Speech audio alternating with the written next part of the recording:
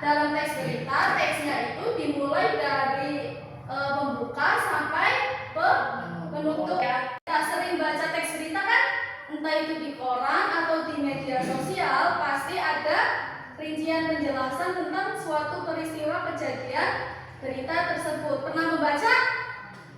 Pernah. Yang pertama, struktur teks berita itu yaitu judul.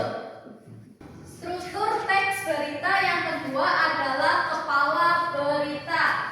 Yang ketiga ada tubuh berita. Dan yang keempat itu ada ekor berita. Nah, ini adalah 4 struktur teks berita.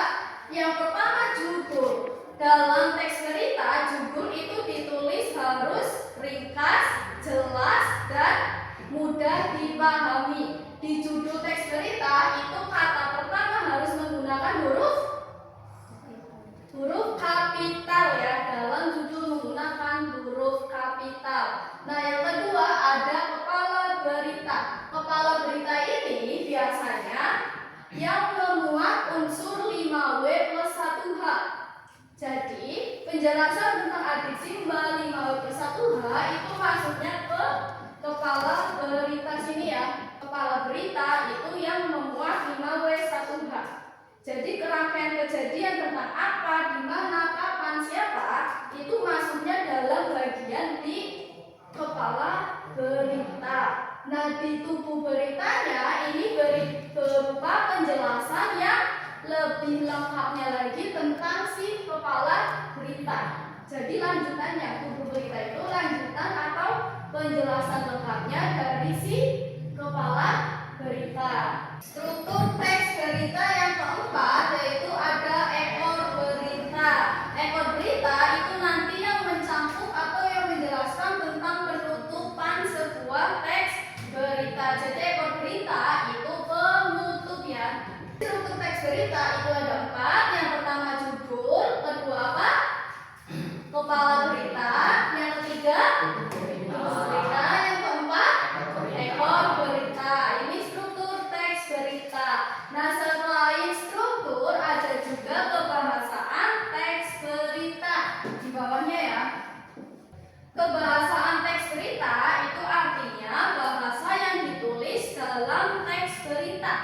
Yang guru tadi jelasin, berita itu harus ditulis dengan jelas, lengkap, mudah dipahami, terus ditulis sesuai dengan kaidah bahasa Indonesia atau sesuai KBBI cara penulisannya. Kebahasaan teks berita yang pertama yaitu menggunakan bahasa baku. Menggunakan bahasa baku tadi yang guru bilang yaitu sesuai dengan kaidah Kamus Besar Bahasa Indonesia. Contoh ada judul pemerintah meninjau lokasi banjir, terus judul keduanya pemerintah mengecek lokasi banjir. Berarti yang sesuai dengan KBBI itu yang menggunakan kata meninjau atau mengecek. Menggunakan kata yang meninjau ya. Jadi meninjau sama mengecek itu lebih bakuan meninjau. Kalau mengecek itu tidak baku. Seperti di judul berarti pemerintah meninjau lokasi banjir, bukan pemerintah mengecek lokasi banjir. Itu salah. Yang benar yaitu pemerintah meninjau lokasi banjir. Itu yang dimaksud dengan menggunakan bahasa baku. Yang kedua yaitu menggunakan kata kerja verbal.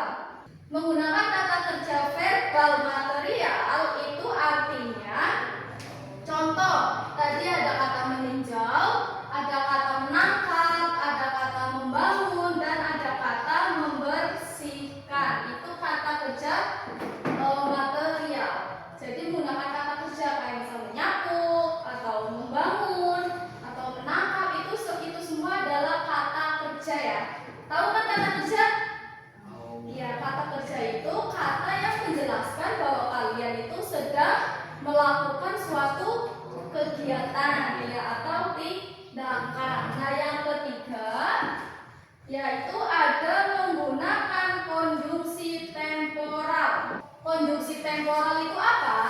konjungsi temporal itu kata penghubung waktu. Jadi di dalam teks berita itu harus ada kata penghubung waktu. Kata penghubung waktu misalnya apa aja? Contohnya itu kayak kemudian, setelah itu, atau sebelumnya, atau ada lagi kata pada akhirnya. Itu adalah contoh kata konjungsi temporal atau penghubung waktu. Dari 1 sampai 3 paham? Paham. Yang pertama ada menggunakan bahasa baku, artinya menggunakan tulisan yang baik dan benar sesuai kaidah Kamus Besar Bahasa Indonesia. Nah, yang kedua itu menggunakan kata kerja verbal material, jadi menggunakan kata kerja. Yang ketiga menggunakan konjungsi temporal atau penghubung waktu, misalnya tadi kayak kemudian, pada akhirnya, sebelumnya. Paham ya? Nah, lanjut yang keempat. Yang keempat itu ada menggunakan keterangan waktu dan tempat.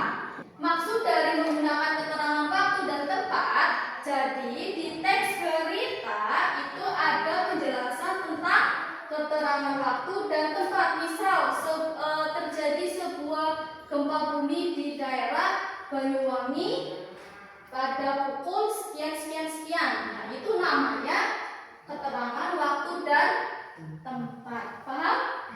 Paham ya? Yang kelima itu ada menggunakan kalimat langsung dan tak langsung. Maksud dari kalimat langsung dan tak langsung itu apa, Bu? Kalimat langsung itu tandanya ketika di dalam teks berita, kalau kalian sering memperhatikan baca berita ya, itu ada di teksnya yang menggunakan tanda kutip. Pernah baca berita terus ada tanda kutipnya?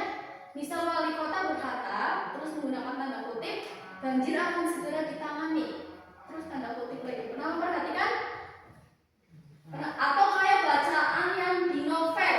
Di novel itu kan banyak tanda kutip yang mengartikan bahwa seseorang itu lagi mengucap atau sedang berkata. Tahu kan? Tahu? Nah, itu namanya kalimat langsung. Sedangkan kalimat tidak langsung itu yang tidak menggunakan tanda kutip, tapi langsung menggunakannya. Dijelaskan, misal wali kota berkata banjir akan segera ditangani. Nah, itu kalimat langsung. Kalau kalimat langsung tadi menggunakan tanda kutip. Kayak contohnya wali kota berkata, terus tanda kutip, banjir akan segera saya tangani. Itu namanya kalimat langsung. Jadi yang membedakan kalimat langsung menggunakan tanda kutip, kalau kalimat tidak langsung itu tidak menggunakan tanda kutip, akan tetapi langsung dijelaskan menggunakan kalimat. Paham? Paham. Yang keenam, yang terakhir itu ada menggunakan data atau fakta.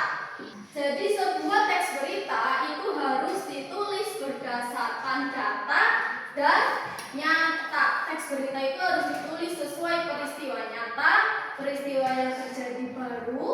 Jadi tidak boleh asal-asalan menulis teks berita seperti teks berita yang hoax, enggak boleh. Jadi harus nyata dan